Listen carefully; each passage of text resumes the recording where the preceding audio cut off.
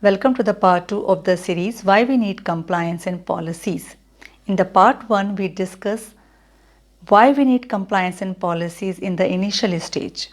In this part 2, we are going to talk about why we need compliance and policies at a future time when you as a compliance officer releasing few more policies or you are making your existing policies more stringent.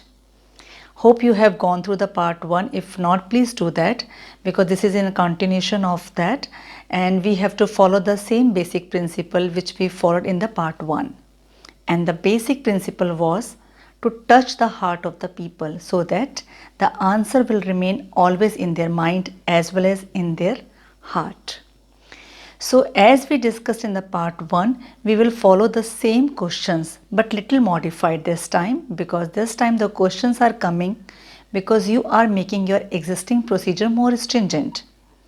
So this time you have to remind the people on the very first questions of the part 1, but in addition to that you have to ask few more questions.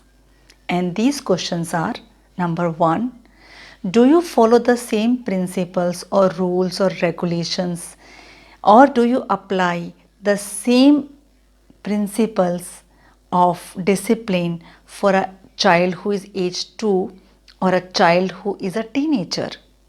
And the another question is, do you have the same burden of the study for the class 2nd student or a class 10th students? So when you ask these particular questions, the answer come out in the following lines.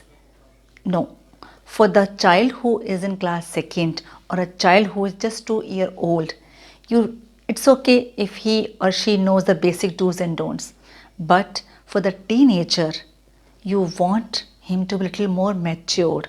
You want a class 10th student to be more independent.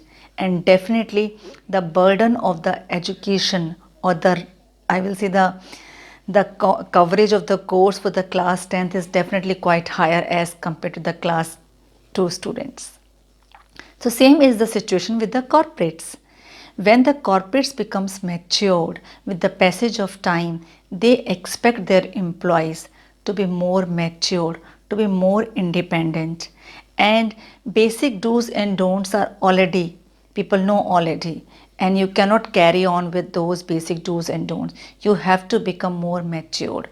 And secondly, as a regulator of your organization, he also keeps an eye on you. He also reads the environment, and basically with the change of the time, regulator also put more pressure on the organization to ensure more compliances. So as an organization, we have to ensure that. So when you pass on the messages on these lines to your employees that why you need to make your existing procedures more stringent, this is what the expectations of the regulator, this is what the expectations of the society from me as a compliance officer, this is what is my basic role. Believe me, by this time, when you are handling this question in these ways, your audience is with you. Your people are with you. Please keep this in mind. You have to see an eye. You have to keep an eye on these people, whether they are convinced with the answers or not. If not, try again. If not, try again. Because these are the people who have to implement. These are the people who have to make success your compliance. Compliance is not the job of only one person. So hope by now all of us are on the same page. So I will see you soon in my next video. By that time, please keep complying the health guidelines. Please keep complying with the regulations. Please keep complying with the instructions given by the government to fight against coronavirus. So see you very soon in my next video.